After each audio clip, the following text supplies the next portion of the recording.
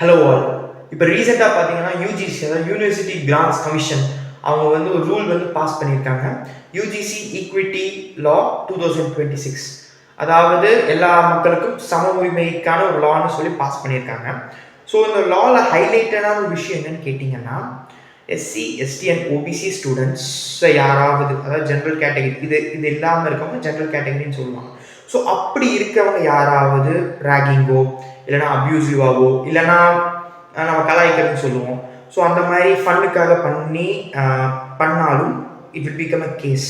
So கிட்டத்தட்ட அந்த student, அந்த ரெஸ்பெக்டிவ் ஸ்டூடெண்ட் 3 year வரைக்கும் பேன் அண்ட் தென் ஜெயில் போக கூட சான்சஸ் இருக்குது. இது வந்து பொது rule.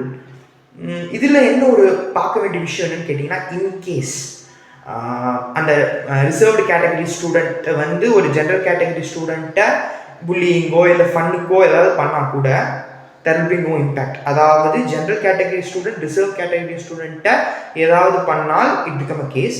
But a general category student மேலே ஒரு ரிசர்வ் கேட்டகரி ஸ்டூடெண்ட் பண்ணால் it doesn't become a case. What is is equality?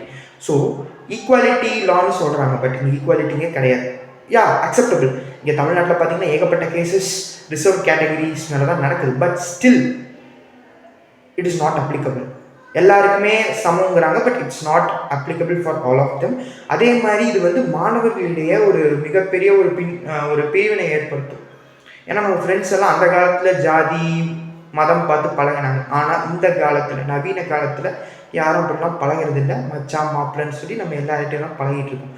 அப்படிங்கும்போது இந்த ரூல் ஃபுல் ஃப்ளெஜ்டாக ஆச்சுன்னா, காலேஜுக்குள்ளேயே நீங்கள் வந்து ரிசர்வ் கேண்டிடேட், நீங்கள் வந்து ஜென்ரல் கேண்டிடேட் சொல்லி தனியாக பிரித்து ஒரு பெரிய இஷ்யூ நடக்க கூட சான்சஸ் இருக்குது. ஒரு உதாரணம் வந்து டெல்லி யூனிவர்சிட்டியில் நடந்துச்சு.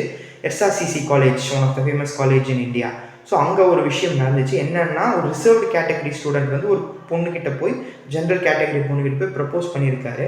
பட் அந்த பொண்ணு நாட் அக்செப்டன்னு சொல்லிட்டாங்க. ஸோ அப்படிங்கும்போது அவர் என்ன பண்ணியிருக்காரு, அந்த பொண்ணு இவர் ரிசர்வ்டு கேட்டகரிங்கிறனால ரிஜெக்ட் பண்ணிட்டாங்கன்னு சொல்லி ஒரு கேஸ் ஃபைல் பண்ணி அந்த பொண்ணு மேலே ஆக்ஷன் எடுத்துட்டாங்க.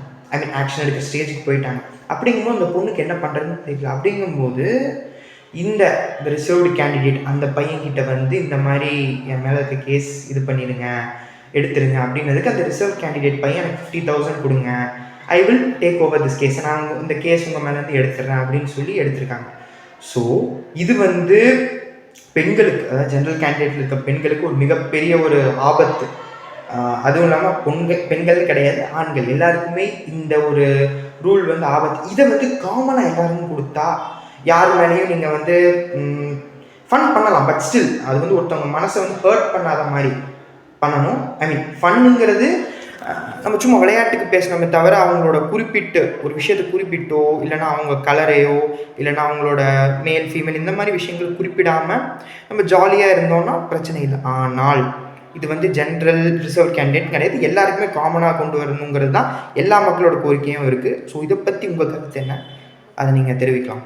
நன்றி. ஜெயஹிந்த்.